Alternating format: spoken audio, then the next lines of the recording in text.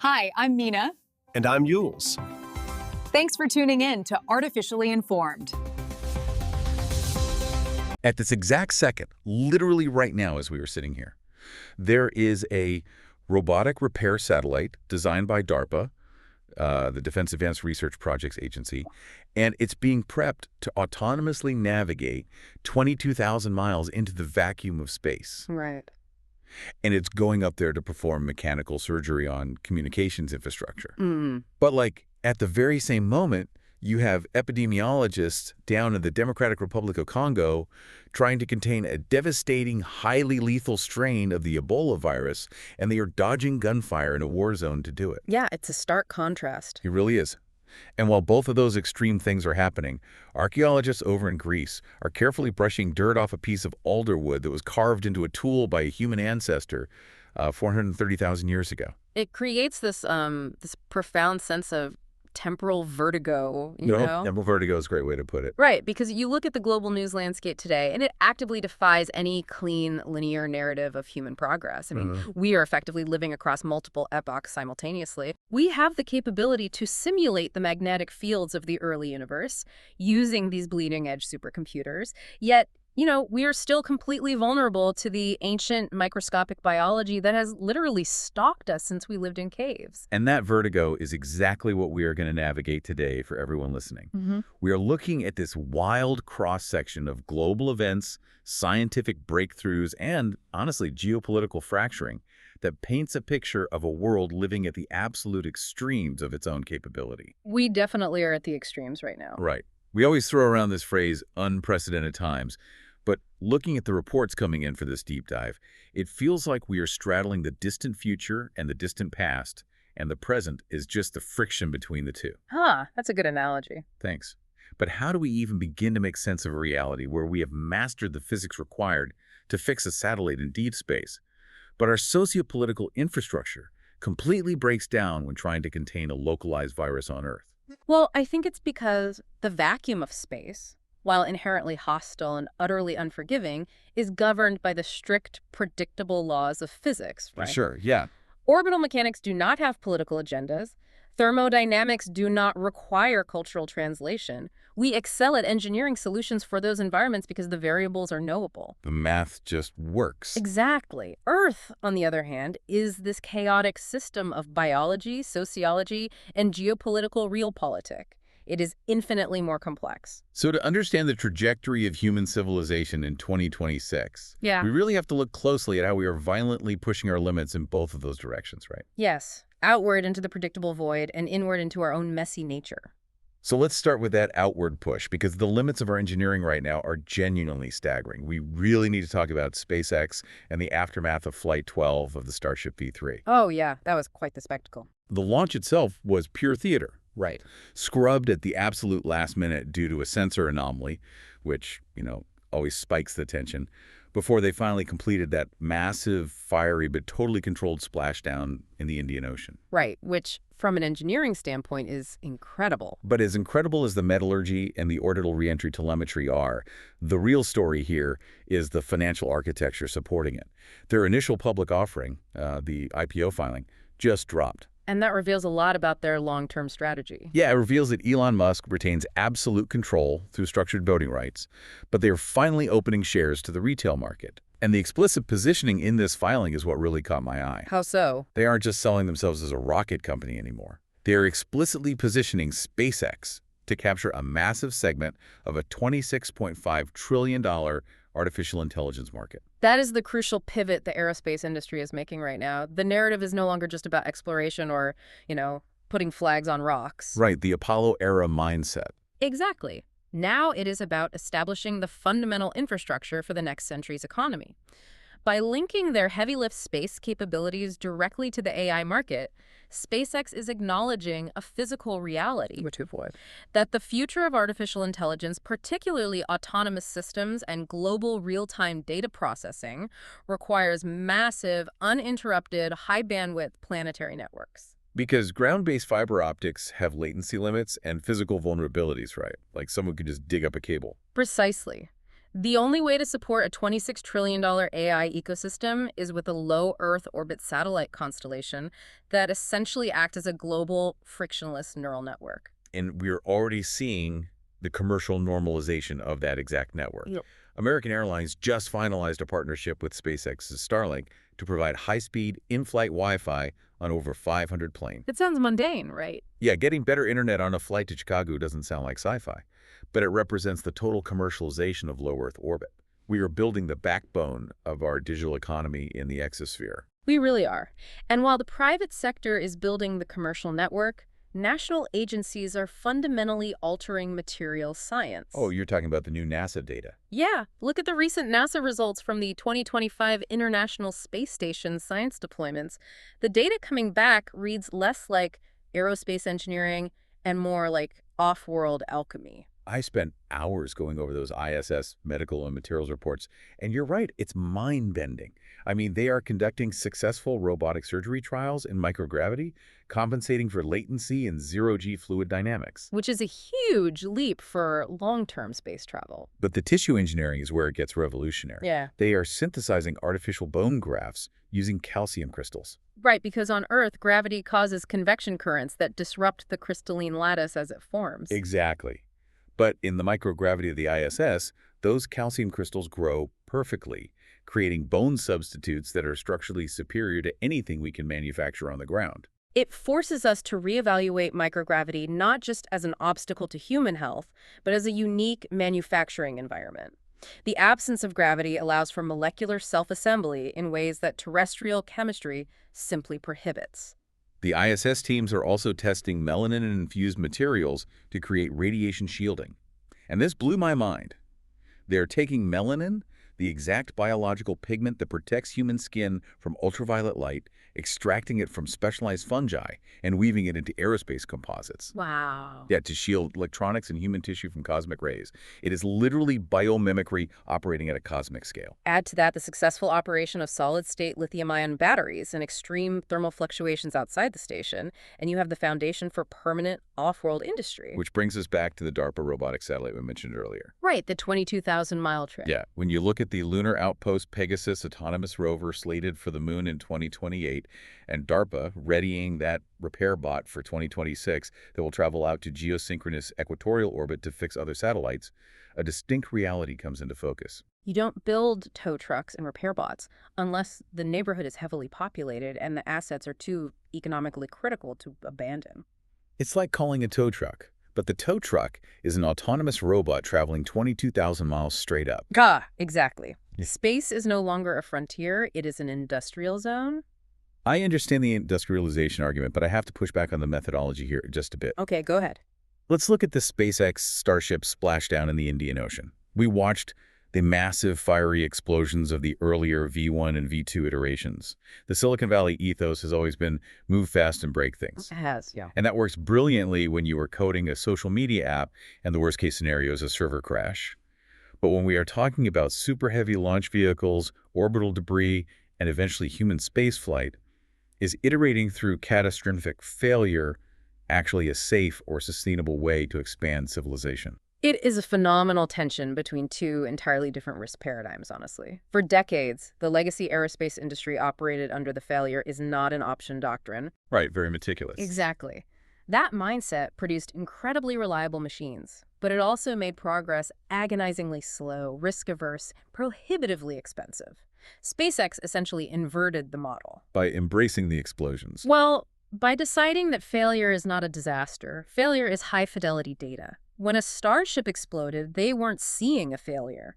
They were gathering empirical data on structural load limits that a computer simulation could never perfectly replicate. But data doesn't comfort the family of an astronaut if a V3 module suffers a catastrophic depressurization, You can't just iterate a human crew. No, you certainly cannot. And that is exactly where this philosophy faces its ultimate stress test.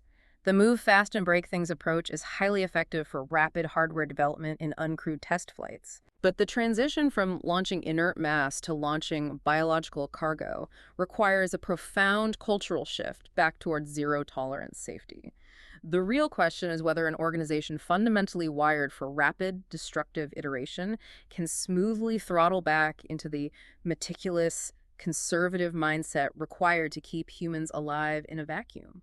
That transition from hardware to deep scientific understanding is happening simultaneously, though. While private companies are optimizing the rockets, astrophysicists are using some highly unconventional methods to decode the oldest mysteries of the universe. Like the Psyche mission. Yes, NASA's Psyche spacecraft. It's currently utilizing the planet Mars as a massive gravitational slingshot to propel itself toward a mysterious metal-rich asteroid in the main belt. The gravity assist is one of the most elegant maneuvers in astrophysics. You are essentially executing a momentum exchange. It's like grabbing onto a merry-go-round to fling yourself further across the playground. That's a perfect way to visualize it. The spacecraft falls into the gravity well of Mars, stealing an infinitesimally small amount of the planet's orbital angular momentum to massively accelerate its own velocity, which saves millions of dollars in chemical propellant. Right, it's utilizing the geometry of the solar system as an engine.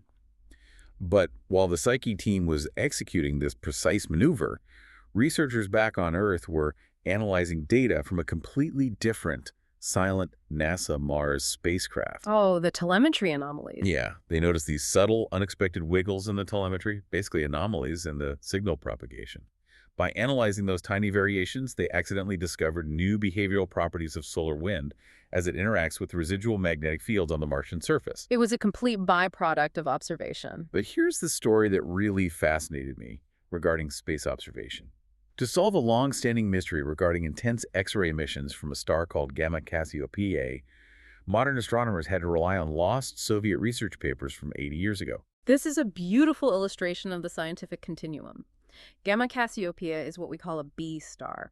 It rotates incredibly fast and ejects a disk of gas. And for decades, the source of its anomalous X-ray emissions was heavily debated, right? Exactly. Was it a magnetic interaction, or was there an unseen binary companion siphoning off mass? And the modern instruments couldn't definitively solve it because the stellar environment is too chaotic, and we are dealing with intense light pollution and orbital interference today. But 80 years ago, Soviet astronomers were meticulously recording spectrographic plates of the night sky. Yeah, and those forgotten archives captured a specific massive stellar event, a distinct flare and mass transfer, long before our modern satellites were even theoretical concepts. Exactly. On one end of the spectrum, we have researchers currently using the most powerful supercomputers in existence to run massive fluid dynamic simulations. Where they're finally proving mathematically how the universe generated its enormous primordial magnetic fields out of seemingly chaotic plasma turbulence. The kinematic dynamo effect, where kinetic energy from the plasma is converted into magnetic energy. It requires computational power that borders on the miraculous. Yet, on the other end of the spectrum, the key to unlocking the mechanism of Gamma Cassiopeiae wasn't a supercomputer. It was a dusty, forgotten archive in Eastern Europe. It proves that science completely transcends geopolitical borders and generations. But looking at that dynamic, I have to wonder about our modern methodology. If we have supercomputers capable of simulating cosmic plasma turbulence down to the subatomic interaction, why did it take uncovering 80-year-old analog glass plates to understand a single star's X-ray signature? Are we suffering from technological hubris? Basically, yeah. Are we so reliant on AI modeling and simulation that we are ignoring the empirical historical observation of the natural world? Well, we do suffer from a degree of recency bias. There is a pervasive assumption that because our contemporary tools are exponentially more powerful, any older data is inherently obsolete. Which clearly isn't true here. No, because astrophysics is fundamentally constrained by time. A supercomputer can simulate how the mechanics of mass transfer, but the historical spectrographic plates provide the when and the what. Oh, I see. If a star only flares in a specific way once a century, and a Soviet astronomer caught it in 1946, all the computing power in the world in 2026 can't go back and recreate that photon hitting the lens. You absolutely need the unbroken chain of human observation to validate the modern simulation. It is deeply ironic that the same artificial intelligence systems we use to map cosmic turbulence are also the exact tools fundamentally destabilizing our culture, our politics, and our perception of reality back on Earth. The technological leap is staggering. Let's look at the commercial sector for a minute. Spotify is rolling out a massive new desktop application designed squarely to compete with Google's Notebook LM. And it does way more than just curate music. Way more. It generates hyper-personalized podcasts on the fly, synthesizes massive amounts of text into daily audio briefs, and they are fully integrating with 11 Labs. which means independent authors can now generate high-fidelity, emotionally resonant audiobooks of their own work instantly. Right, bypassing traditional production studios entirely. We are witnessing the total democratization and simultaneous commodification of synthetic media. The barrier to entry for producing professional-grade audio, which used to require a studio, voice actors, and audio engineers, has effectively dropped to zero. And the AI application is moving far beyond just replicating human voices. It's entering the physical senses. Oh, the fragrance startup. Yes, a fragrance technology startup called Patina just secured $2 million in venture capital to deploy AI in discovering entirely new scent molecules. They aren't just mixing existing essential oils. No, the AI is mapping the 3D topology and vibrational frequencies of molecules, predicting how they will bind to human olfactory receptors to engineer smells that have never existed in nature. They are disrupting an incredibly guarded legacy industry that hasn't changed its fundamental chemistry in 50 years. But while mapping bespoke scents is fascinating, we are also seeing this generative capability bleed into the structural pillars of society. In Los Angeles, Spencer Pratt, yes, the reality television personality is gaining legitimate, measurable traction in the mayoral race. Which is wild on its own. Right, and the primary vehicle for his campaign is a massive flood of fan-generated, hyper-realistic AI videos. This is where democratization morphs into profound distortion. When an artificial intelligence architecture is capable of synthesizing your voice perfectly for an audiobook, engineering a bespoke molecular perfume based on receptor mapping, and simultaneously generating an endless stream of hyper-realistic political campaign videos for a celebrity candidate. AI is essentially becoming our co-host, our campaign manager, and our perfumer all at once. Exactly. We are no longer just consuming media. We are occupying a bespoke algorithmic reality. The AI is tailoring the sensory and informational inputs of the world to our exact psychological profiles. And the pervasive, almost terrifying scale of this integration has prompted a massive historical response from the Vatican. Pope Leo XIV has just issued a sweeping encyclical titled Magnificat Humanitas. A direct, fervent call to disarm artificial intelligence. Yes. Huh? He is issuing severe moral warnings, not just about the economic displacement of workers, but specifically against the integration of AI in lethal autonomous warfare and its capacity to mass-produce targeted political misinformation that fractures human solidarity. An encyclical of this nature is a profound event. It represents a massive ethical anchor being dropped in the middle of a technological hurricane. Because historically, the Church reacts slowly to scientific shifts. Very slowly. But Pope Leo XIV is recognizing that artificial intelligence is fundamentally different from previous technological revolutions. It is not just a passive tool like a printing press or a combustion engine. It is an active, semi-autonomous participant in human affairs. When a piece of software has the agency to deceive voters or the processing authority to guide a loitering munition to a target, it demands an urgent, global moral framework, not just a patchwork of corporate terms of service. But let's look at the practical reality on the ground in Los Angeles. If a mayoral candidate can gain actual, measurable political power because decentralized voters are using AI to generate compelling, albeit synthetic narratives about him, where does the politician end and the algorithm begin? It's a blur. And regarding the encyclical, is Pope Leo's call to disarm AI practically viable in any sense? Or are we just philosophizing while the genie builds a new house outside the bottle? The genie is not only out of the bottle, it has bought the bottle and is currently renting it out to advertisers. That's entirely true. The symbiosis between the politician and the algorithm is already complete. The AI generates the hyper-targeted content, the decentralized public reacts, the algorithm measures the dopaminergic response of that reaction, and instantly generates more refined content. So the political candidate is essentially just the avatar riding the wave of that feedback loop. Exactly. As for disarming AI, a total rollback is impossible. What the encyclical is likely aiming for is the establishment of rigid international norms, similar to the Geneva Conventions or the non-proliferation treaties regarding chemical and biological weapons. But you can inspect a physical uranium enrichment facility. That's the challenge. It is infinitely harder to inspect and enforce a non-proliferation treaty on lines of code running on decentralized servers. It really is. So if artificial intelligence is currently offloading so much of our cognitive and creative burden, we really have to ask what built that human cognitive capacity in the first place. And recent archaeological discoveries are providing a completely unexpected answer. Yeah, they are rewriting what we understand about our own evolution. In northern Greece, researchers excavating an open-air site have unearthed the oldest wooden tools ever associated with human ancestors, dating back an astonishing 430,000 years. They found a slender, meticulously crafted stick made of alder wood. The preservation aspect alone is miraculous, right? Oh, absolutely.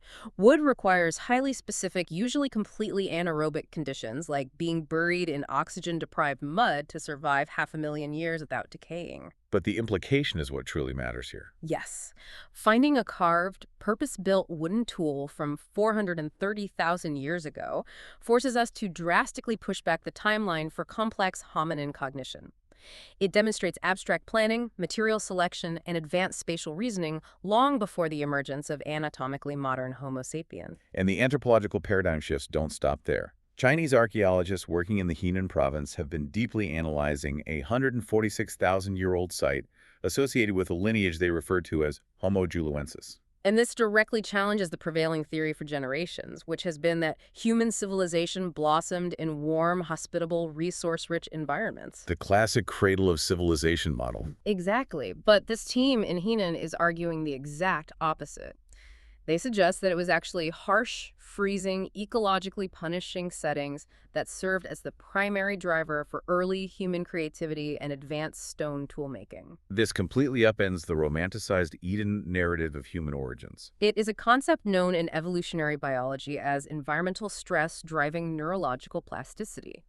If you live in a perpetually warm climate where fruit literally falls from the trees, the environmental pressure to innovate is relatively low. Because survival is a passive state. Right. But when the climate shifts and you are facing a brutal, freezing environment where food is scarce and hypothermia is a constant threat, survival becomes an active, highly demanding puzzle. So extreme cold forces the species to invent complex clothing, master the manipulation of fire, engineer better hunting tools, and crucially, develop complex social cooperation to share resources. The adversity itself was the catalyst for our intelligence. Adversity literally forced our brains to wire themselves for complex problem solving. And as those early humans adapted and spread, they built networks of staggering complexity. We are seeing incredible evidence of cross-cultural exchange. Like the discoveries in Egypt and Spain. Yeah, a joint team of Korean and Egyptian archaeologists working together in Luxor just uncovered massive ancient temple gate blocks belonging to Ramesses II at the Ramesseum. To have South Korean teams unearthing Egyptian pharaonic history really highlights the global nature of modern archaeology. But even in antiquity, the connections were vast. In Spain, researchers have identified Bronze Age metalworking sites containing elemental trace signatures that directly link them to Scandinavian artifacts. Which is a massive logistical feat. Right, and perhaps the most relatable discovery comes from Shaanxi Province, China, where excavators working in a Qin Dynasty tomb found a perfectly sealed 2,300-year-old bottle of beer. It is such a brilliantly humanizing artifact. We spend so much time analyzing their monumental architecture and their weapons of war, and then we find a perfectly preserved beer. It turns out, surviving the Ice Age and building empires works up a thirst. But seriously, from a chemical standpoint, the analysis of that 221 BC beer revealed highly advanced, multi-stage fermentation techniques utilizing specific molds and herbs. Which shows that our drive to master our environment extends to our leisure as well. Definitely. Also coming out of historical studies in ancient China, historians are currently highlighting the lives of two notable women who completely broke the rigid gender barriers of their respective eras to make massive foundational contributions to medicine and observational astronomy. It proves that the drive to decode the natural world has always existed across all demographics, even when society actively tried to suppress it. What this mosaic of archaeological sources reveals is a portrait of an ancient humanity that was highly interconnected, relentlessly resilient, and defined by a brilliant capacity for problem solving. The logistical and navigational reality of a trade network that successfully moved heavy metals between Bronze Age Scandinavia and the Iberian Peninsula is staggering to contemplate without modern infrastructure. I completely agree, but let's connect the Henan discovery back to our earlier conversation about AI. Okay, let's do it. If extreme hardship and brutal freezing climates were what drove our ancestors' cognitive leaps, what happens to us now in a world where AI writes our emails and algorithms curate our podcasts? Are we getting too comfortable to evolve? That is arguably the defining existential question of the 21st century. Biologically speaking, evolution is completely reliant on environmental pressure selecting for advantageous traits. So if we remove the pressure, Right. If we utilize technology to perfectly insulate ourselves from all physical, thermal, and basic cognitive pressures, we risk evolutionary stagnation. We remove the catalyst. that's a terrifying thought. However, a counterargument exists in evolutionary psychology. We might not be eliminating the pressure, we might simply be shifting the domain. We are no longer fighting freezing temperatures or saber-toothed cats, but we are currently attempting to navigate an incredibly dense, psychologically hostile, and information-overloaded digital landscape. So the pressure is mental now. Yes. The evolutionary pressure of the future may select for those with the highest neuroplasticity to resist digital addiction, or the cognitive stamina to discern truth in a sea of synthetic media. Our evolution is transitioning from the physical realm into the purely cognitive and sociological. Fascinating. Now, long before humans were engineering fermentation or surviving ice ages, the Earth itself was shaped by unimaginable cosmic violence and monstrous biology. Let's look at a geological study coming out of the Hapcheon impact crater in South Korea. This is a really interesting one. Researchers drilling into the bedrock of the crater have discovered fossilized stromatolites. To give some necessary context for everyone, stromatolites are essentially ancient, layered sedimentary formations created by the growth of cyanobacteria. Basically single-celled, oxygen-producing microorganisms. Right. Finding them is essentially finding the earliest footprints of life on Earth. And they found these early markers of life inside an ancient asteroid impact crater. The research team is suggesting a massive geological paradox, that the sheer kinetic violence of the asteroid impact fractured the crust and created warm, nutrient-rich hydrothermal lakes. These impact craters essentially served as the perfect chemical incubators to spark Earth's early oxygen-producing life. The irony is profound. I mean, in the public consciousness, we universally associate asteroid impacts with total annihilation, like the Chicxulub impact being the famous dinosaur killer. But this research on the Hapcheon crater points to abiogenesis. The violent impact creates a localized hydrothermal system, churning up a soup of deep-crust minerals and sustained geothermal heat. Which is the exact primordial recipe required to combine basic amino acids into complex, self-replicating proteins. Exactly. The bringer of death was actually the engine of Genesis. And speaking of the life that eventually crawled out of those environments, paleontologists in Myanmar, specifically in the Kachin region, have discovered a 100-million-year-old insect perfectly preserved in amber. But this bug has a terrifying evolutionary adaptation.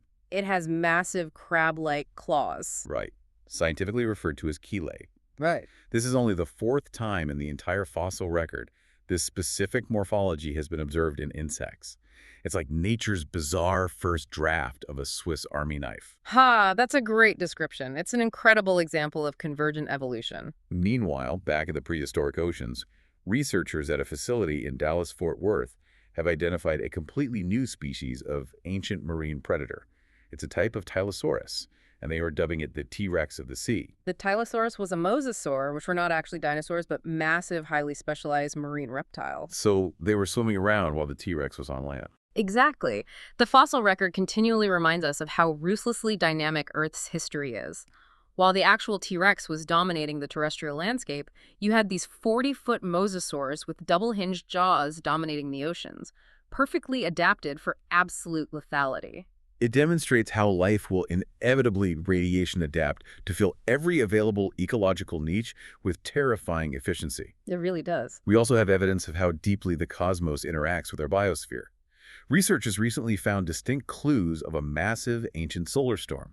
They identified massive spikes in carbon-14 isotopes hidden in the rings of ancient trees. But the incredible part is how they verified it. Yes, they cross-referenced the dendrochronology, the tree ring data with historical text, and found a famous poet's diary from the exact same year describing a terrifying red light in the northern sky. The physics of a coronal mass ejection violently interacting with Earth's magnetosphere perfectly aligns with a poet's observation of an extreme aurora borealis. But connecting this back to the asteroid crater that seeded life, we are currently investing billions of dollars globally to build planetary defense systems to deflect incoming near-Earth objects. Like the DART mission. Right. So if asteroid strikes were the very mechanism that created the hydrothermal vents to seed life and oxygen on this planet, Are we accidentally protecting ourselves from the universe's natural reset button? We are absolutely intentionally interfering with the natural cosmic cycle of the planet, but we are doing so for the ultimate imperative species, self-preservation. Because a reset button is bad news for us. Very bad news. A geological reset button is a fantastic mechanism for the long-term biodiversity of a planet over a billion-year timeline, but it is a catastrophic event for the mammalian species currently occupying the top of the food chain. Right. The Earth as a rock will survive an asteroid impact just fine. Humanity and our fragile agricultural supply chains would not. We have reached an unprecedented technological threshold where we are actively choosing to pause the massive geological and cosmic forces that originally shaped us, simply to maintain the environmental stability required for our own survival. And we are currently in an absolute dogfight to maintain that environmental stability because the climate is actively turning against us. Earth's ancient history was defined by epochs of extreme climate shifts, but today, we're experiencing our own violent climate whiplash, and it is happening in real time, right outside our windows. The meteorological data from Europe is a prime example. It really is. They are currently experiencing an extreme weather whiplash that defies normal seasonal transitions. They went from an unseasonal Arctic chill straight into an atmospheric heat dome that pushed temperatures 27 degrees Fahrenheit above the historical average. Which is just punishing on the human body. We had instances of elite runners physically collapsing at marathons in France due to heat stroke, and the French Open tennis tournament had to begin its matches amid a brutal, sweltering Paris heat wave. What we are witnessing is the deep destabilization of the jet stream, specifically the slowing of Rossby waves in the upper atmosphere. How does that cause a heat dome? Well, the jet stream normally regulates weather by moving high and low pressure systems across the globe. But as the Arctic warms faster than the equator, the temperature differential that drives the jet stream weakens. Ah, I see. The winds slow down, and these massive weather systems, like the heat dome over Europe, just stall and bake the continent for weeks. That is why climatologists are shifting the terminology from global warming, which sounds like a slow, pleasant increase, to global weirding or climate whiplash. Because the new normal is defined by erratic, violently volatile swings between extremes. Exactly. The extremes are breaking records weekly. The UK just recorded its absolute hottest May Day on record, passing 34 degrees Celsius, which is about 93 degrees Fahrenheit, with some regional pockets hitting 35°C. Germany just crossed the 30 degrees Celsius threshold for the first time this year. And South Asia is suffering even worse. Yeah, meanwhile, over in South Asia, scientists using rapid attribution models have officially determined that a recent, highly deadly heat wave across India and Pakistan was made at least 3 times more likely, directly due to human-driven climate change. The infrastructure there is literally melting. And looking toward the oceans, NOAA has released a deeply concerning forecast for the 2026 Atlantic hurricane season. Right, the National Oceanic and Atmospheric Administration. Driven by a massive El Niño weather pattern warming the ocean surface, they are predicting a highly destructive, above-average season for cyclonic activity. And we are already seeing the atmospheric violence on shore. We are. An outbreak of tornadoes just drew a jagged, terrifying line of destruction straight across Mississippi, impacting over 400 homes and completely devastating local communities. When you aggregate these events, the European heat domes, the South Asian lethality, the amplified hurricane forecasts, the sheer economic fallout becomes too massive for standard government disaster relief to handle. The global insurance industry is buckling under the weight of compounding multi-billion-dollar payouts, right? Yes. That systemic risk is exactly why we are seeing private venture capital aggressively step into the climate space. Which brings us to the financial and technological reaction to this crisis. Convective Capital, a venture firm, just raised an $85 million fund specifically dedicated to what they call disaster resilience tech. They aren't funding green energy to stop the warming. They are funding technology to survive the symptoms. At the same time, we are seeing brilliant scientific pivots, like a new chemistry breakthrough that manipulates mineral carbonation to unlock a specific type of glass that physically traps CO2 and hydrogen within its structure. That's fascinating material science. But here is one of the most unexpected geopolitical ripple effects of the climate era. Chinese electric vehicle, or EV, brands are experiencing a massive sales boom in Yemen. Which sounds counterintuitive at first. It is incredible that in the middle of a protracted civil war, a lack of traditional fuel has accidentally fast-tracked a green energy transition for the wealthy elite. Because of the devastating conflict, The national power grid is non-existent, and traditional fossil fuel is impossibly scarce. Consequently, the wealthy elite in Yemen have completely transitioned to off-grid solar power for their homes, making EVs the only practical transportation choice. It is a dark, deeply fascinating example of forced adaptation under duress.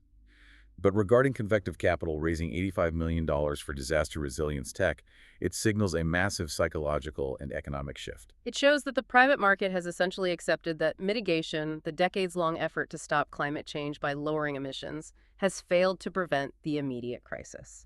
We have firmly crossed the threshold into the era of adaptation. Capital is flowing toward how to physically survive the storm, how to fireproof the grid, how to predict the flood, rather than how to stop the storm from forming. But I have to ask you about the efficacy of that pivot. With NOAA predicting worse hurricanes and Europe sweltering in May, is pouring $85 million into disaster resilience tech, just putting a high-tech Band-Aid on a problem we've already lost control of. It is absolutely a Band-Aid. But the harsh reality of triage is that when the patient is bleeding out, you apply the Band-Aid to buy time. We have no choice but to adapt our physical infrastructure immediately. So we have to build the better seawalls. Yes. We have to build superior seawalls, engineer heat-resistant power grids, and deploy AI-driven early warning systems for wildfires. Investing in resilience does not replace the existential need to decarbonize the global economy, but it is a sobering, pragmatic acknowledgement that the next 3 decades are going to be incredibly violent and volatile. Regardless of what aggressive carbon policies we implement today, the climate inertia is already locked in. And extreme weather isn't the only crisis currently stretching our global infrastructure past its breaking point. We are watching a massive, deeply complex public health emergency unfold right now, and it is exposing the fragility of our international systems. The Ebola outbreak in Africa? Yes, there is a rapidly escalating Ebola outbreak in the Democratic Republic of Congo, the DRC, and neighboring Uganda. This isn't just any strain. It is the Bundibugyo strain. The World Health Organization, the WHO, has officially declared it a global public health emergency. In the DRC alone, reports are indicating nearly 750 suspected cases and at least 177 confirmed deaths. The Bundibugyo strain is terrifying. While historically it has had a slightly lower fatality rate than the Zaire strain, it still kills roughly 1/3 of everyone it infects through severe hemorrhagic fever. But the viral biology is only half of the nightmare here. The sociology, the geography, and the geopolitics are what make this outbreak nearly impossible to contain. Right, because of where it's concentrated. The virus is heavily concentrated and spreading in South Kivu, a province largely controlled by various armed rebel factions. The epidemiological containment efforts are completely failing because the logistics are a nightmare. Dedicated Red Cross volunteers, the people actively trying to trace and isolate the virus, have actually contracted the disease and died. The local tension and fear are so high that armed police literally had to fire live shots into the air just to disperse angry, grieving crowds at a DRC treatment center who were attempting to forcefully reclaim the highly contagious bodies of their deceased loved ones for traditional burials. As an epidemiologist, an outbreak of a hemorrhagic fever in an active kinetic conflict zone is the absolute worst-case scenario. It is a perfect storm. Because you can't build trust, right? Exactly. The foundational requirement for containing a virus like Ebola is deep community trust. You need the population to believe your public health messaging, to isolate their sick, and to adhere to strict, safe burial practices. But in rebel-held South Kivu, trust in any central authority or foreign medical presence is practically zero. Right. If the local population views the government or the international aid workers with deep suspicion, the sanitary protocols are ignored, the treatment centers are attacked, and the virus spreads completely unmitigated through the population. Imagine trying to put out a forest fire while someone is actively shooting at the firefighters. That is what health workers face in the DRC right now. And the responders on the front lines are sounding the alarm. They are explicitly warning that severe foreign aid cuts from Western nations over the past year have left local clinics completely stripped of resources and personal protective equipment. The lead doctors are stating flatly that the virus is far ahead of their capacity to catch it. And this exposes the fundamental flaw in global health strategy. We operate on a reactive, panic-driven posture rather than a proactive one. When Western nations cut preventative aid budgets to Africa, local health surveillance and infrastructure collapse. Then, when the inevitable zoonotic spillover occurs and the virus spreads, the international community panics, realizes the threat to global commerce, and responds by fortifying borders instead of sending doctors. We are seeing that panic-driven border fortification happening in real time. We really are. The United States has enacted incredibly strict, sweeping entry measures. In a highly controversial legal move, the U.S. has banned even legal green card holders from returning to the country if they have recently been in Ebola-stricken nations. Which effectively strands legal permanent residents. Furthermore, any traveler legally arriving from the DRC, Uganda, or South Sudan is mandated to route their flight and enter the U.S. solely through Washington Dulles International Airport to undergo intense physiological screening. The paranoia is causing absolute chaos in the aviation network. An Air France flight heading to Detroit was abruptly diverted in midair to Montreal, Canada, simply because the airline realized a Congolese passenger had boarded the flight in error. The entire plane was rerouted out of fear. On a slightly more optimistic note regarding the science, UK scientists have announced they are rapidly developing a specific vaccine for the Bundibugyo strain. Utilizing a viral vector platform, right? Yes, that could be ready for human trials in a matter of months. While the accelerated timeline for the UK vaccine trial is a testament to the mRNA and viral vector technologies refined during previous pandemics, the travel bans represent a massive ethical and constitutional crisis. Denying re-entry to legal permanent residents, green card holders who live and work in the U.S. is a drastic, legally dubious step. It vividly demonstrates how rapidly democratic nations will pull up the drawbridge, override civil liberties, and isolate themselves when threatened by a severe biological pathogen. It does. This is exactly what I want to ask you about. Western nations intentionally cut the public health aid, which directly resulted in local clinics not having the gear to spot and contain the virus early. The virus then spreads out of control. Right. Now, those exact same Western nations are enacting incredibly strict travel bans to protect themselves. Are we trapped in a cycle of ignoring global health until it grounds our airplanes? Tragically, yes. Unless there's a fundamental paradigm shift.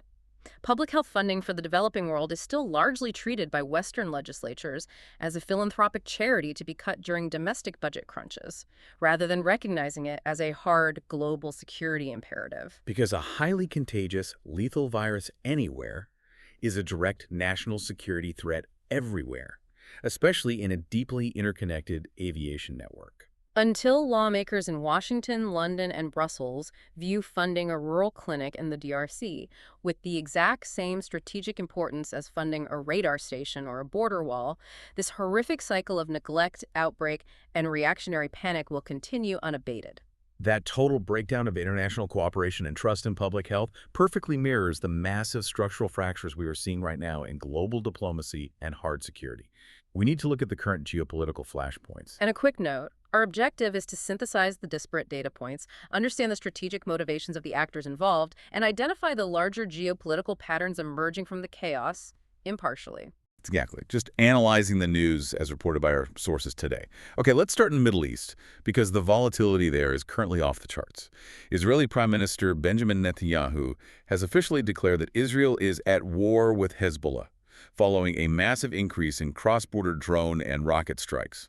The Israeli military has conducted heavy retaliatory strikes deep into Lebanese villages and is actively calling up reserve troops. At the exact same time, the U.S. military has launched new, localized defensive strikes against specific missile sites and fast attack boats in southern Iran, citing threats to commercial shipping. Yet amidst this kinetic military action, there is a completely contradictory, highly aggressive diplomatic backchannel operating. It is incredibly complex. Despite the military strikes, the U.S. and Iran are actively engaged in high-level back-channel negotiations, working toward a massive deal to extend a regional ceasefire and officially reopen the Strait of Hormuz to unhindered commercial traffic. And the global oil markets reacted instantly. Crude oil prices just hit a 2-week low simply because the market is pricing in the optimism of this potential deal. President Trump publicly stated that Iran is getting a lot closer to an agreement, but noted he is employing a waiting strategy, saying he will hold off for a couple of days to respond to Tehran's latest proposal. Meanwhile, Republican Senator Marco Rubio noted that there has been slight progress in the talks, but he explicitly and publicly rejected a specific demand from Iran regarding a proposed tolling system for ships passing through the strait. And it's not just Rubio. Senate Republicans broadly are expressing heavy vocal doubt about the administration's strategy, calling the potential peace deal a disastrous mistake that will undermine long-term regional security. What we are observing here is a masterclass in geopolitical fragmentation and realpolitik. You have the United States executing kinetic military strikes on Iranian assets on Tuesday and negotiating a massive market-altering economic and security treaty with them on Wednesday. The diplomacy is quite literally happening at gunpoint. This is a strategy of maximum pressure combined with transactional negotiation. Furthermore, the domestic pushback from the Senate Republicans highlights the internal friction of this approach. The administration is trying to secure a geopolitical win, while the legislative wing of the party is signaling deep skepticism about trusting Tehran with a tolling system that could essentially weaponize the global energy supply chain. It's like playing a game of chess, where both players are kicking each other under the table while trying to agree on a draw on the board. That's very accurate. And the diplomatic tension in the region extends to the recent Gaza flotilla incident. International activists attempting to deliver aid via sea were intercepted and deported from Israel, and the international diplomatic backlash has been severe and immediate. The UK formally summoned an Israeli diplomat to protest the action. The German government reported that several of their deported citizens arrived home with physical injuries. In Europe, Spanish police violently clashed with massive crowds of flotilla supporters protesting in the streets. Most distressingly, Australian activists returned home and held press conferences alleging severe mistreatment, including accusations of torture and rape during their detention. Adding fuel to the fire, Israeli National Security Minister Itamar Ben-Gvir has been officially banned from entering French territory over a highly controversial video he released related to the flotilla incident. The fallout from the flotilla interception is rapidly deteriorating Israel's diplomatic relations with its core European allies. It has transcended a localized regional blockade and has morphed into a catalyst for domestic civil unrest and formal diplomatic rebukes across Western nations. When allied nations are summoning diplomats and banning cabinet ministers from entering their territory, it signals a deep fracturing of the traditional unified Western consensus on Middle Eastern policy. Moving to Eastern Europe, the rhetoric and the posturing are escalating dangerously. Russia has formally commenced a massive 3-day joint military exercise with Belarus. But this isn't standard infantry training. They are specifically rehearsing the use of non-strategic nuclear forces, which includes the logistical movement and simulated deployment of tactical nuclear warheads. Concurrently, Russia has vowed severe retaliation for recent Ukrainian actions, and heavy missile barrages have hit the capital, Kyiv. Furthermore, the United Nations has expressed deep alarm over a deadly strike on a vocational school dormitory in the occupied Luhansk region that left numerous civilians dead. The joint nuclear drills with Belarus are a highly calculated strategic signaling maneuver. It is an exercise in escalation dominance. Moscow is intentionally utilizing the threat of tactical nuclear deployment to remind NATO and Ukraine of the ultimate catastrophic stakes of the conflict. It acts as a psychological deterrent, aiming to freeze Western military aid by threatening that any further conventional escalation will cross the nuclear threshold. And the near misses between these massive militaries are terrifyingly frequent. The UK Defense Ministry recently declassified and released cockpit video showing a Russian Su-35 fighter jet executing a highly dangerous, aggressive intercept of an RAF spy plane over the international waters of the Black Sea. The footage shows the Russian jet coming within a staggering 6 meters of the British plane's nose. Plus, in a bizarre and alarming incident, Russian internal investigators reported finding NATO-made magnetic explosive mines attached to the hull of a commercial gas tanker arriving at a Russian port from Belgium. Moscow is officially labeling it an attempted international terrorist attack on their energy infrastructure. When you analyze the proximity of these encounters, supersonic fighter jets buzzing each other within a wingspan's distance and explosive mines turning up on critical energy infrastructure, it means the margin for error in this theater is essentially zero. A single miscalculation by an exhausted pilot pulling high Gs over the Black Sea, or a misattributed explosion on a gas tanker, could easily trigger a cascading escalation that invokes an Article 5 collective defense response from NATO. We are operating on a razor's edge of global conflict. Domestically, the United States is dealing with its own intense security scares and deep political gridlock. A major security incident occurred when a suspect opened fire at a Secret Service checkpoint near the White House and was subsequently killed by agents on the scene. Meanwhile, on Capitol Hill, President Trump is facing a massive, highly unusual GOP meltdown regarding budget appropriations. Senate Republicans are actively preparing to abandon a $1 billion security proposal specifically intended to upgrade the White House grounds and a presidential ballroom. There's also a massive legislative revolt against a $1.8 billion Department of Justice anti-weaponization fund requested by the administration. Amidst all this budget chaos, the White House is simultaneously shaking up green card immigration policy in an attempt to retain highly skilled tech workers. The domestic legislative situation perfectly illustrates a deep fracturing of party discipline and a rise in ideological purity tests.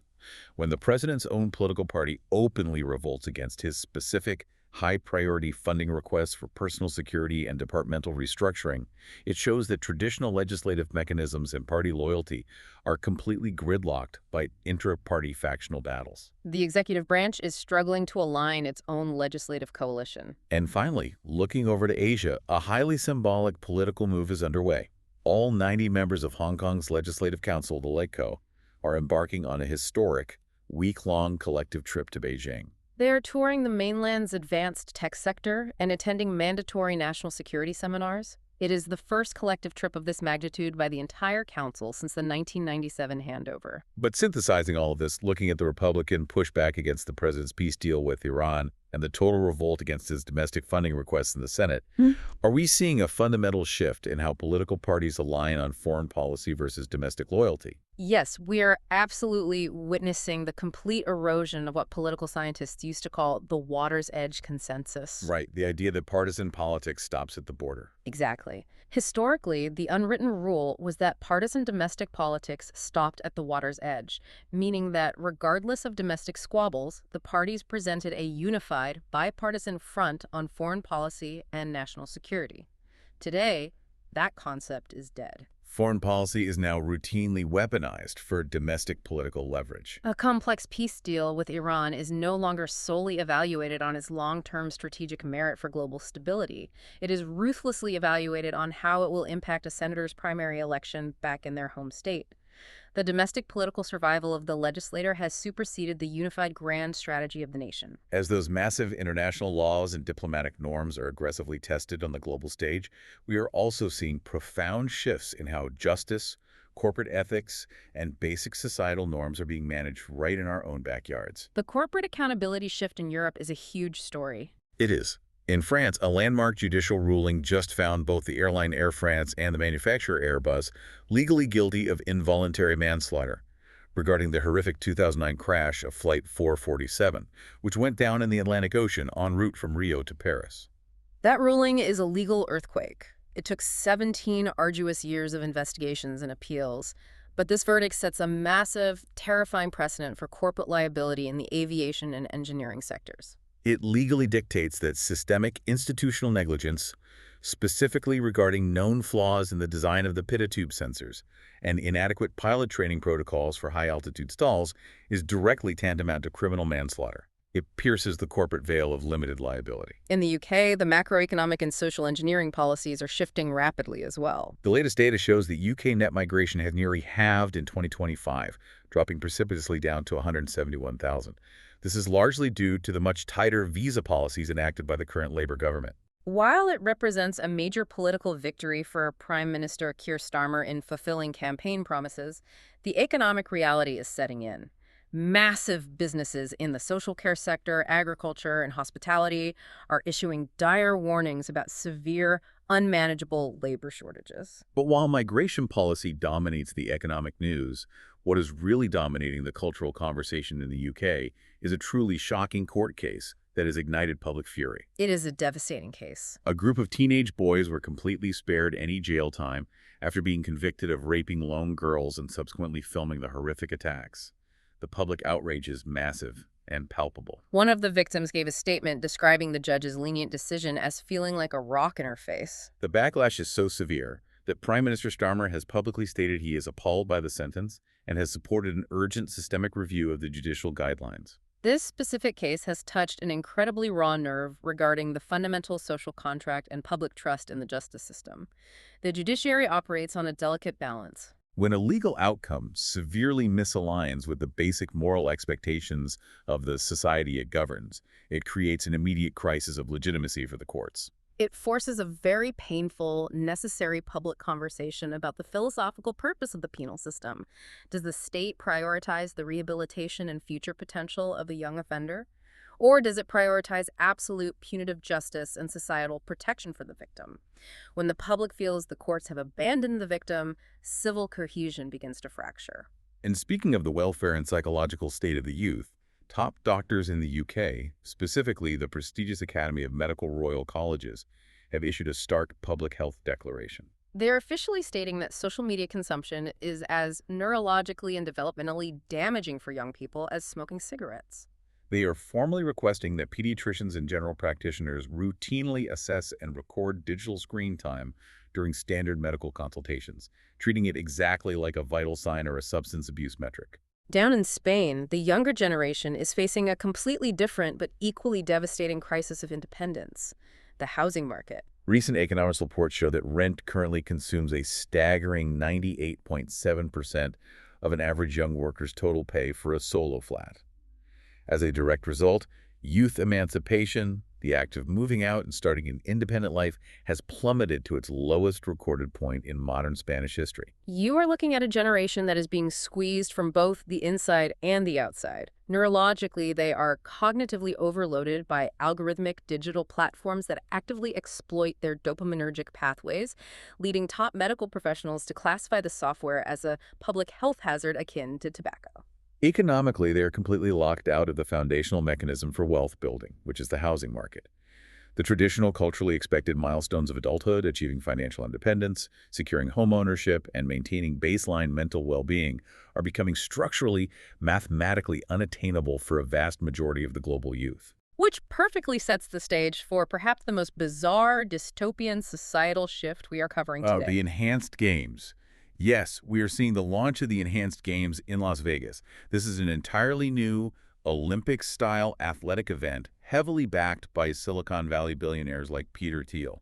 The core premise of the enhanced games is that performance-enhancing drugs, steroids, and advanced biohacking are completely 100% legal and actually encouraged for the athletes. It is the absolute ultimate manifestation of the transhumanist libertarian mindset. It views the human biological form not as a sacred temple, but as an engineering platform to be infinitely optimized through chemistry. It's basically treating the human body like a Formula One car, taking off all the restrictor plates just to see how fast it can go before the engine blows. But taking a step back and looking at this entire societal picture, between top doctors comparing Instagram to cigarettes and billionaires funding a steroid Olympics, have we completely lost the baseline for what a healthy human is supposed to be in 2026? I don't think we have lost the baseline. I think we are violently, actively redefining it in real time. We are currently applying immense pressure to the absolute biological and psychological limits of what a human organism can endure. The organizers of the Enhanced Games embrace artificial chemical augmentation as the next logical step in evolution, while the traditional medical community is desperately trying to pull our neurology back from the brink of digital addiction. We are a species in deep structural flux. We are desperately trying to figure out how to integrate the immense godlike power of our own technological creations, from AI to synthetic biology, without completely losing our fundamental humanity in the process. Okay, let's zoom out and try to synthesize the massive scope of everything we've unpacked today. We started by looking outward, marveling at the sheer physics of SpaceX rockets and 22,000-mile-high repair bots, and ended up discussing ancient 2,300-year-old beers and the ethical boundaries of AI and human biology. It is an overwhelming, staggering volume of complex information, but the thematic through line connecting all of these disparate events is undeniable. Humanity is currently applying maximum unprecedented pressure to every single boundary that defines our existence: the technological, the environmental, the biological, and the sociopolitical.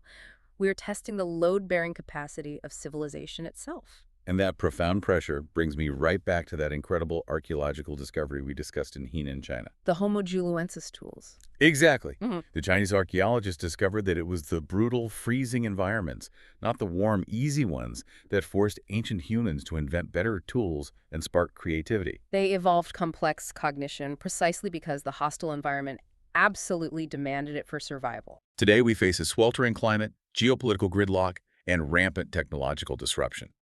If extreme pressure is the true engine of human evolution, What incredible leaps in human ingenuity are being forged right now in the fires of 2026? Something to mull over as you navigate the news this week.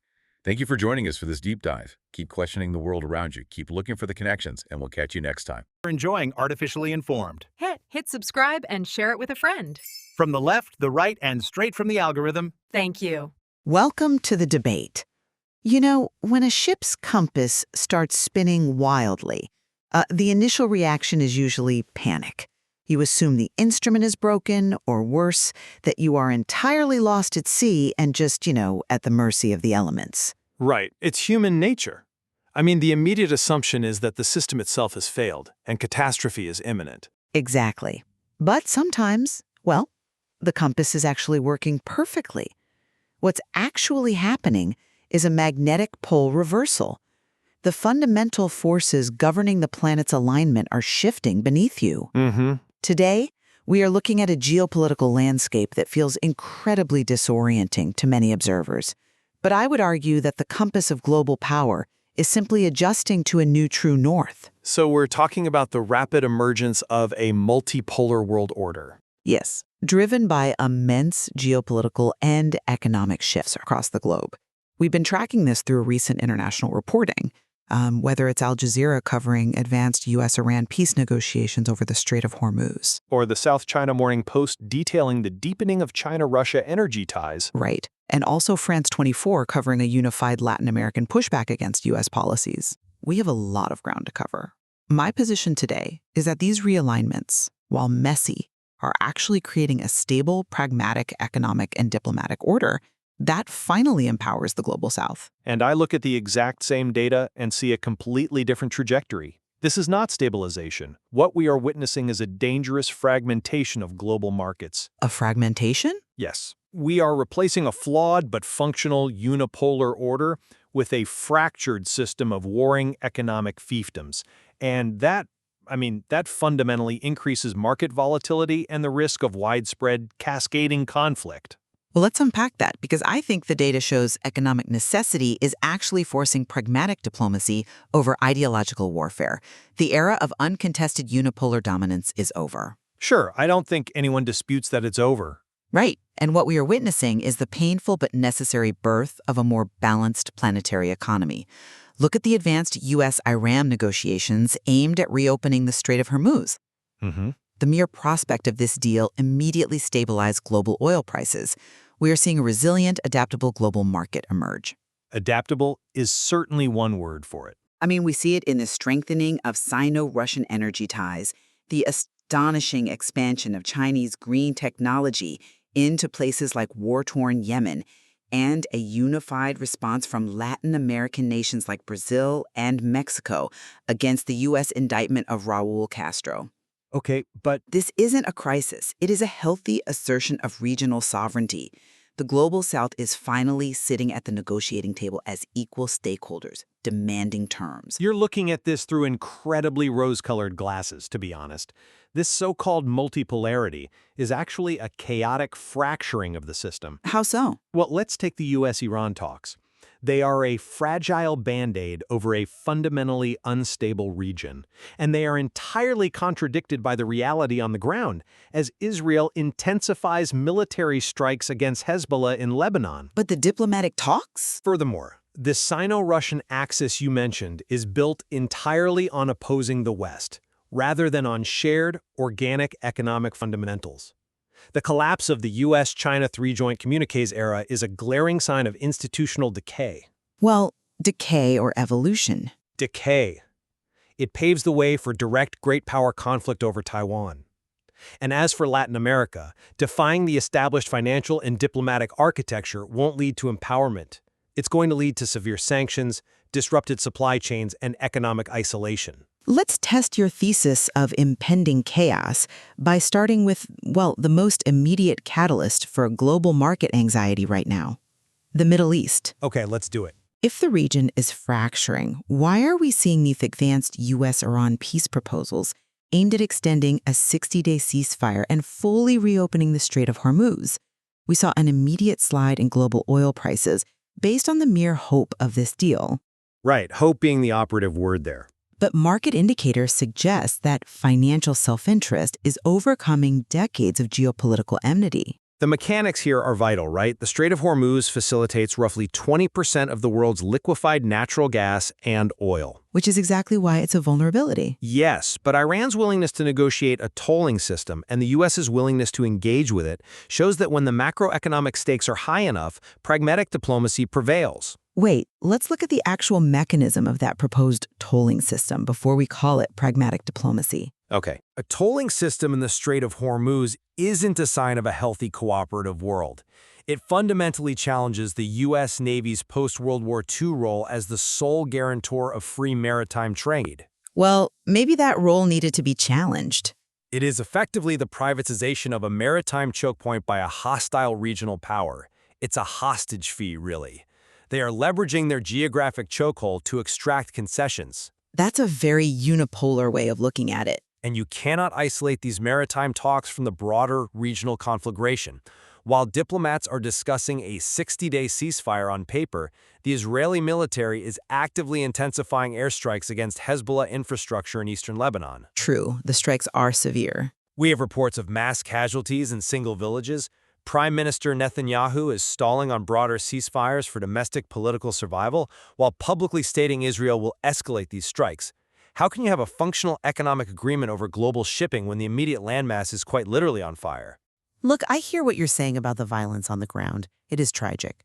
But viewing the Middle East solely through the lens of military strikes ignores the macroeconomic gravity pulling these nations to the table. Does it?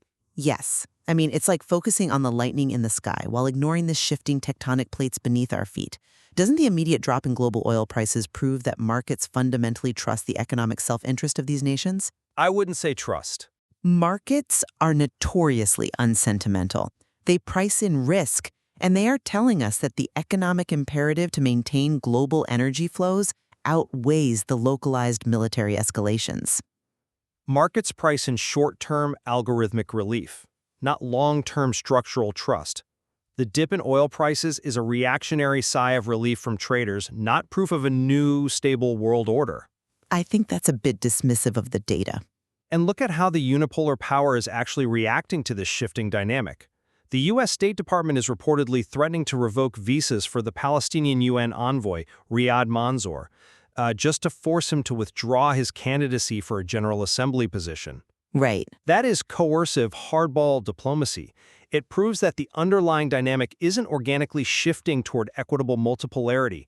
It's devolving into raw transactional extortion where every lever of power is weaponized. See, I actually think the U.S. threatening visas to block a Palestinian UN envoy proves my exact point. How does extortion prove your point?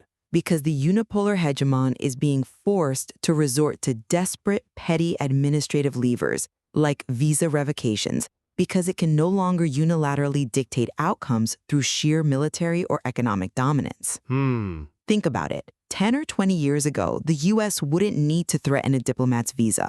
They would just whip the votes in the UN to get their way. They still whip votes, let's be real. Sure, but the fact that the U.S. has to negotiate toll systems with Iran at all, a country it has heavily sanctioned and tried to isolate for decades, shows that the old tools of unipolar isolation are failing. They aren't failing, they are transforming. And that brings us perfectly to how nations are sidestepping U.S. pressure, specifically on the Eurasian continent. Let's go there. If the Middle East shows us how nations are testing U.S. military and diplomatic boundaries, the Sino-Russian axis shows us how they are actively dismantling U.S. financial boundaries. But let's be clear about what this is. Okay. This isn't a natural economic partnership born of mutual comparative advantage. It is a deliberate reactionary strategy to bypass traditional financial clearinghouses like SWIFT. Right, the SWIFT system. And we should clarify for the listener, SWIFT is essentially the nervous system of global banking. It's the messaging network that allows international transfers, and historically it's given the U.S. the immense power to freeze dissenting nations out of the global economy. Which they have done, quite frequently. By building alternative payment systems to bypass SWIFT, Russia and China are building an axis of convenience heavily skewed toward Beijing, designed primarily to insulate authoritarian regimes from international accountability. Wait, can we pause on that for a second? Sure. I'm genuinely struggling to understand the logic that this relationship is purely an an axis of convenience or purely reactionary? It is driven by a shared adversary. But if it's just about bypassing SWIFT to hide from sanctions, how do you explain the profound technological and structural integrations happening on the ground? Like what? Well, this isn't just about oligarchs trading discounted oil in rubles and yuan. We are seeing a massive structural expansion of Chinese green technology into markets the West has either ignored or sanctioned. Okay, yes, they export tech. Look at the Zika 009, a 925 horsepower luxury electric van entering the highly competitive European market. Or, even more fascinatingly, look at the massive solar and EV boom among Yemen's wealthy elite amidst an ongoing civil war. Wait, how does an EV boom in a war zone prove global stability? Walk me through the mechanics of it. Because of militant blockades, traditional fuel cannot be reliably imported or distributed in Yemen. So to maintain basic transportation and agricultural infrastructure, Yemenis are importing Chinese solar panels and Chinese EVs. Yeah. This is the aha moment of the multipolar shift. Decentralized green tech physically removes a nation's reliance on centralized unipolar-controlled supply chains like the petrodollar. Right, but If this axis is purely reactionary, how do you explain these highly localized practical integrations? Chinese solar and EVs are bypassing geopolitical choke points to provide essential transport. Aren't these bilateral trade agreements exactly what a healthy, competitive, multipolar market looks like? Effectively breaking a monopolistic hold on global tech and energy? I'm sorry, but a luxury EV market in a country where the vast majority of the population is facing a severe humanitarian crisis is not a triumph of multipolar market efficiency. I'm not saying it's perfect. It's a glaring symptom of a fractured world where basic supply chains have completely broken down. The fact that Yemenis have to rely on off-grid solar panels because traditional fuel cannot make it past armed blockades is a testament to the chaos of this new order. Or to their resilience. It's survivalism, not stability. Furthermore, this technological expansion you're praising is heavily subsidized by the Chinese state to build geopolitical leverage. You mentioned the Zika 009 in Europe, but what happens when the geopolitical friction actually ignites? What do you mean? Because the diplomatic guardrails are already coming off. We are seeing the total collapse of the US-China three joint communiques era over Taiwan. Let's define it for the audience, because I think it's crucial. Gladly. The three joint communiques were a series of agreements in the 1970s and 80s that formed the absolute bedrock of US-China relations. Right, the One China policy framework. Exactly. They established the One China policy, essentially allowing both sides to maintain strategic ambiguity over Taiwan so they could focus on economic integration. It was the diplomatic buffer that prevented war in the Pacific for half a century. The erosion of those communiques means we are losing the diplomatic framework that managed great power competition.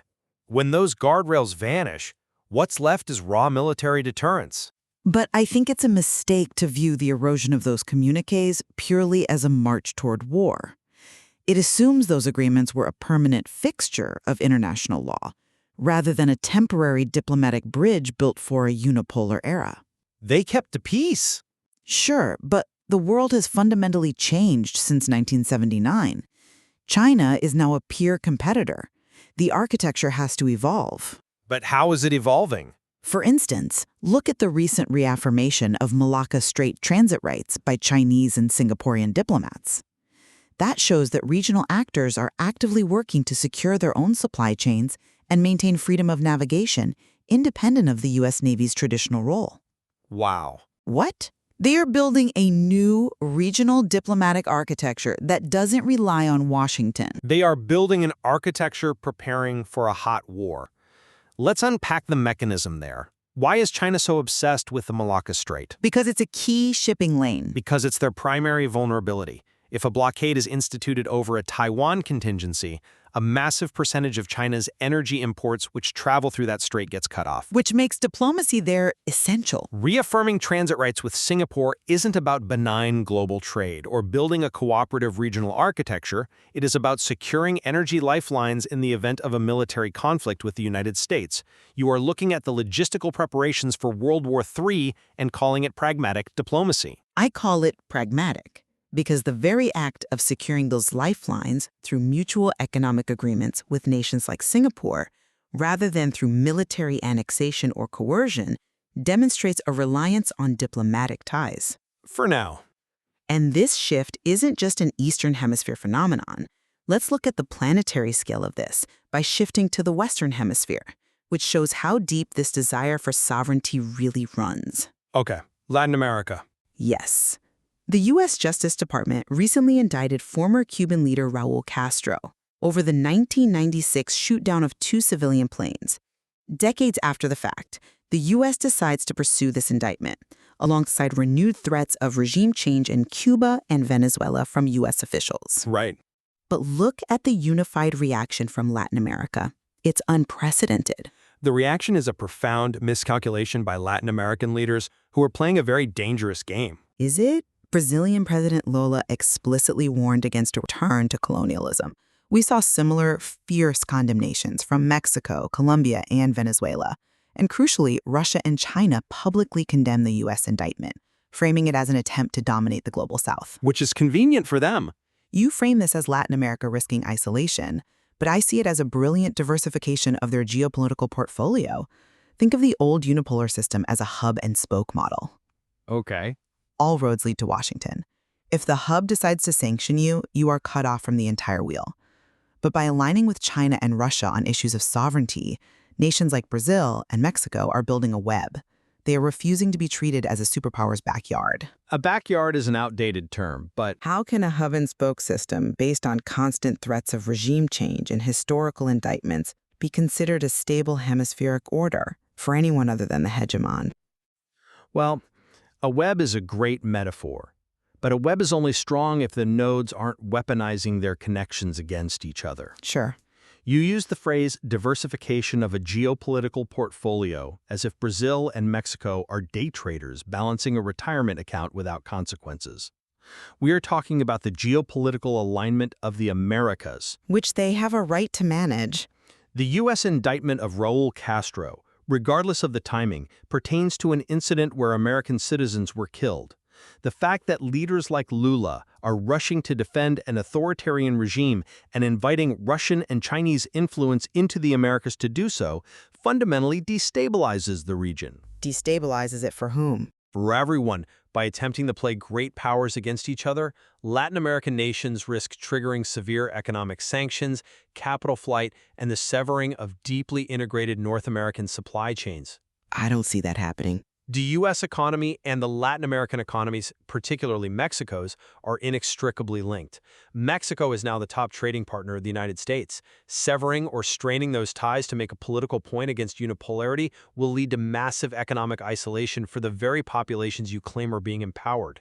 But that argument relies on the outdated assumption that the U.S. can still afford to isolate half the Western Hemisphere. It simply cannot. Why not? The global economy is too deeply interdependent. When Mexico pushes back against U.S. policy on Cuba, they do so knowing full well that the U.S. relies heavily on Mexican manufacturing, labor, and nearshoring to compete with China. The leverage is no longer one-sided. The global South is realizing that they possess the critical minerals, the labor forces, and the emerging consumer markets that both the West and the East desperately need to fuel the next century of economic growth. Yes, they have leverage. They aren't choosing isolation, they are demanding a higher price for their alignment. They are realizing that in a web model, if Washington cuts them off, Beijing or Moscow will route around the blockage. That is the very essence of market resilience. That is a wildly optimistic reading of a system that is incredibly brittle. Leverage goes both ways, and in a web model, every node becomes a potential point of failure. But failure is distributed, not centralized. When you have a multipolar system without a dominant stabilizing force, every regional dispute has the potential to escalate into a proxy war. We see it in the Middle East with Iran and Israel. Right. We see it in the Pacific with China and Taiwan. And now we are seeing the seeds of it in Latin America. You are cheering for the end of the unipolar moment, but history shows us that multipolar eras, like the period right before World War I, are characterized by shifting alliances, rapid militarization, miscalculations, and ultimately catastrophic conflicts. I would argue the period before World War I was characterized by imperial powers fighting over colonial possessions. What we are seeing today is fundamentally different. Is it? Yes. We are seeing post-colonial nations asserting their sovereign right to trade with whomever they choose. in whatever currency they choose, utilizing technologies like decentralized solar to bypass old choke points. We are moving toward a cross-continental relationship between Brasilia, Beijing, Pretoria, and Tehran that forms a fault-tolerant global network. Fault-tolerant. Right now, those threads are heavily weaponized. Economic interdependencies are no longer just trade mechanisms. They are the primary weapons of this new era. Exactly. Economic weapons instead of military ones. China controls the processing of critical minerals. The U.S. controls the semiconductor choke points and the dollar clearing system. Russia weaponizes its energy exports. Iran weaponizes maritime geography. When you have multiple poles of power actively weaponizing their economic advantages rather than cooperating, you don't get a robust, fault-tolerant network. You get sudden, devastating supply chain shocks. You get global inflation. You get a fragmented economy where the poorest nations are forced to choose sides in a new Cold War. Well, we've certainly laid out two very different interpretations of the macroeconomic forces at play here. As we look at the whole picture, I return to my core thesis. Sure. The current global realignments, from the diplomatic maneuvering in the Strait of Hormuz to the expansion of Chinese EV infrastructure in the Middle East, all the way to the unified defiance in Latin America, represent the friction of a new, more representative order being built. I just don't see it as representative. The system isn't breaking, it's adjusting. The Global South is finally utilizing the leverage of natural resources and strategic geography to demand a seat at the table. To me, this creates a pragmatic balance of power that will ultimately lead to a more equitable and stable planetary economy. And I maintain that the dismantling of established diplomatic norms, like the erosion of the 3 joint communiques or the privatization of maritime straits, is creating a highly volatile world. Right. By viewing antagonistic alliances like the Sino-Russian axis as mere market diversification, we are ignoring the profound security risks they pose. The breakdown of the unipolar order, without a cohesive framework for international law to replace it, leaves us entirely susceptible to sudden supply chain shocks, coercive economic warfare, and escalating regional conflicts. So anarchy? Yes.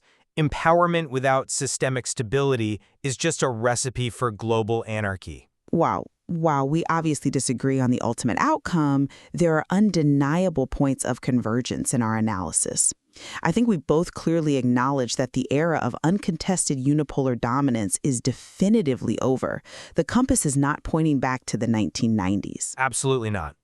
We also both recognize that the very nature of global conflict has changed. Economic interdependencies, specifically access to energy and technological infrastructure, whether it's swift access or solar panels, are now the primary weapons and shields in this new paradigm. Yeah, completely agree. The battlefield has fundamentally shifted from traditional military theaters to global supply chains, financial messaging systems, and critical mineral processing. Exactly. And that shift requires everyone listening to adopt a truly planetary perspective. An EV market booming in Yemen, an old indictment resurfacing in Havana, and a tense maritime negotiation occurring in Tehran are not isolated regional incidents. No, they're not. They are deeply interconnected threads of the exact same macroeconomic story. The compass of global power has experienced a magnetic pole reversal. The fundamental forces governing the planet's alignment have shifted, and while the needle may still be spinning, it is up to us to understand the new forces driving it. Well said. There is much more to explore within the source material regarding these shifting global dynamics. We encourage you to look deeper into these planetary realignments, and we will leave it to you to form your own conclusions. That's it for today's Artificially Informed. Nope. Thanks for spending your time with us. Yeah. Stay sharp, stay curious. See you next time.